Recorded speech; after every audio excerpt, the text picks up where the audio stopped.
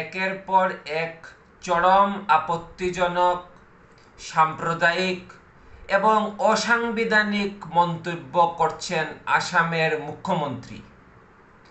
প্রত্যেকটা কথায় কথায় তিনি সমাজকে বিষিয়ে তুলছেন। আসামের বিভিন্ন জনগোষ্ঠী জাতিগোষ্ঠীর মধ্যে যে সম্প্রীতি ও সদ্ভাবের সম্পর্ক আছে, সেই সম্পর্ক তিনি নষ্ট করার চেষ্টা করছেন। বিগত কয়েকদিন থেকে আমরা লক্ষ্য করছি যে বিভিন্ন ইস্যু নিয়ে, ফ্লাডের ইস্যু, ইউনিভার্সিটি, জনসংখ্যা সহ বিভিন্ন ইস্যু নিয়ে তিনি এরকম সাম্প্রদায়িক রাজনীতি করে যাচ্ছেন। ইদানিং তিনি যে মন্তব্য করেছেন তা ভারত রাষ্ট্রের কোনো রাজ্যের মুখ্যমন্ত্রী এরকম মন্তব্য ভারতবর্ষের ইতিহাসে বোধহয় শোনা যায়নি।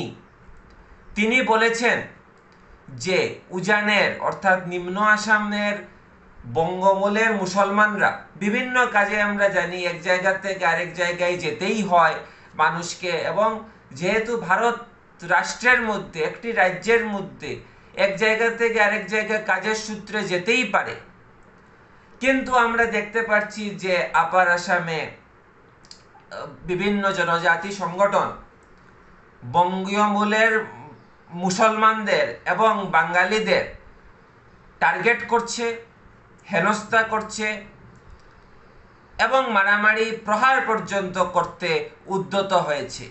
সেখানে একজন মুখ্যমন্ত্রীর দায়িত্ব ছিল সেই সব দুষ্কৃতীদের শনাক্ত করে তাদের গ্রেফতার করা এবং আইনের আওতায় নিয়ে আসা, কিন্তু তিনি তা না করে বিধানসভায়, আসামের বিধানসভায় দাঁড়িয়ে, এই গরিমাপূর্ণ একটি জায়গায় দাঁড়িয়ে তিনি বলছেন যে এই জনগোষ্ঠীকে, নিম্ন আসামের মানুষদের, উজান আসামের নিম্ন আসামের মানুষদের তিনি আপার আসামে গেলে সুরক্ষার দায়িত্ব তিনি নিতে পারবেন না। অর্থাৎ স্পষ্ট হয়ে যাচ্ছে যে জনজাতি সংগঠন যে হুমকি দিয়েছিল, ধমকি দিয়েছিল, তার পিছনে তার প্রশ্রয় ও মদত ছিল, সেখানে সন্দেহের কোনো অবকাশ নেই। এবং সাংবিধানিক একটা পদে আসীন হয়ে তিনি এই মন্তব্য করেন যে এক ভারত রাষ্ট্রের মধ্যে একটি রাজ্যে জনগণ এক জায়গা থেকে অনেক জায়গায় গেলে তিনি তার সুরক্ষার দায়িত্ব নিতে পারবেন না। সুতরাং তিনি মুখ্যমন্ত্রী হিসাবে ব্যর্থ হয়েছেন।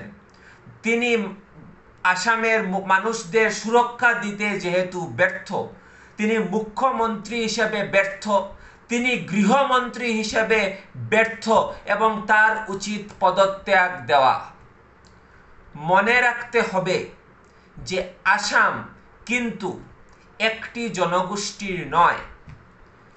আসাম রাজ্যে যেমন বর্ণহিন্দু অসমিয়ারা আছেন, সেই রকমভাবেই বঙ্গীয় মূলের বাঙালি হিন্দুরা আছেন, বাঙালি মুসলমানরা আছে, চা জনগোষ্ঠীর মানুষ আছে, ডিমাসা আছে, কার্বিরা আছে, বড়ো আছে, বিভিন্ন জনজাতি জনগোষ্ঠীর, মারোয়ারি মানুষ আছে, বিভিন্ন জনজাতি জনগোষ্ঠীর মানুষ এখানে আছে। সুতরাং তিনি মুখ্যমন্ত্রী, সবাইকে নিয়ে চলতে হবে। তার এই মনোভাব যদি থাকে তাহলে তিনি আসামের মতো বৈচিত্র্যপূর্ণ রাজ্যের মুখ্যমন্ত্রী হতে পারেন না। তার পদত্যাগ করা উচিত এবং তার জন্য শিবসাগর, ডিব্রুগড়, তিনসুকিয়া সহ কিছু জায়গা একটি অহোম ল্যান্ড ঘোষণা করে সেই জায়গার তিনি সিইও বনে যান, সেটাই তার জন্য ঠিক আছে। স্বতন্ত্র 3-4টি জেলা নিয়ে আপার আসামের আহোম ল্যান্ড বানিয়ে সেটার মুখ্যমন্ত্রী তিনি হয়ে যান, কিংবা অহোম অটোনমাস কাউন্সিলের সিইও ওনাকে বানিয়ে দেওয়া হোক, কিন্তু আসামের মতো বৈচিত্র্যপূর্ণ রাজ্যের মুখ্যমন্ত্রী হিসেবে তিনি উপযুক্ত নন। তার মন্তব্যে এটা প্রমাণিত এবং তার উচিত তার মন্তব্যের দায় নিয়ে পদত্যাগ করা। এটা আমরা বরাক ডেমোক্রেটিক ইউথ ফ্রন্টের পক্ষ থেকে দাবি জানাচ্ছি। এবং তিনি যে ভুল পরিসংখ্যান দিয়ে মানুষদেরকে বিভ্রান্ত করছেন, মনে রাখতে হবে যে আসামে কিন্তু বঙ্গীয় মূলের মুসলমানরা কিন্তু ওরাও খিলঞ্জিয়া, এবং আসাম গঠনে, আসামের অর্থনৈতিক উন্নতিতে তার অনেক ভূমিকা আছে। সেই ময়মনসিংহের মুসলমানরা যারা চর চাপড়ি অঞ্চলে এসেছে, যারা আজকে কৃষি ব্যবস্থা সহ মাছ উৎপাদন আজ না হলে আসামে সম্ভবই হতো না, সেই অবদান মনে রাখতে হবে। এবং প্রব্রজনের মিথ্যা গল্প তিনি বানিয়ে বলছেন যে নিম্ন আসামের বিভিন্ন জায়গা থেকে নাকি হিন্দু জনগোষ্ঠী সরে যেতে হয়েছে। তাহলে উনি কি করছেন মুখ্যমন্ত্রী হিসেবে, এবং সেটার পরিসংখ্যান কোথায়? প্রব্রজন যদি কারো হয়ে থাকে তাহলে আসামের মাটি থেকে বাঙালি দ্বারা বিতাড়িত হয়েছে, বারবার বিতাড়িত হয়েছে, 80-র দশকে বিতাড়িত হয়েছে, গণহত্যা হয়েছে নেলিতে, এবং এখনো বাঙালিদের প্রব্রজন হচ্ছে।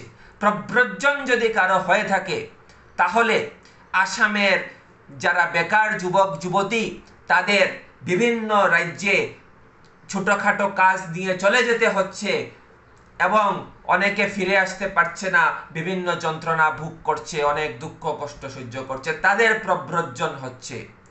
সুতরাং মুখ্যমন্ত্রীকে আমরা বলবো যে তিনি তার পদের গরিমা রেখে যেন মন্তব্য করেন। এবং ইতিমধ্যে বিরোধী ঐক্য মঞ্চের পক্ষ থেকে একটি মামলা দায়ের করা হয়েছে। আমরা প্রশাসন, পুলিশকেও অনুরোধ করছি যে তারা যেন মুখ্যমন্ত্রীর বিরুদ্ধে এই মন্তব্যের প্রেক্ষিতে তারা উপযুক্ত ব্যবস্থা নেয়, এটা যেন আমরা দেখি। এবং বিভিন্ন সম্প্রদায় যাতে আসামে সুখে শান্তিতে সম্প্রীতিতে বসবাস করতে পারে, সেই রকম একজন মুখ্যমন্ত্রী আমাদের ভবিষ্যতে চয়ন করতে হবে। ধন্যবাদ।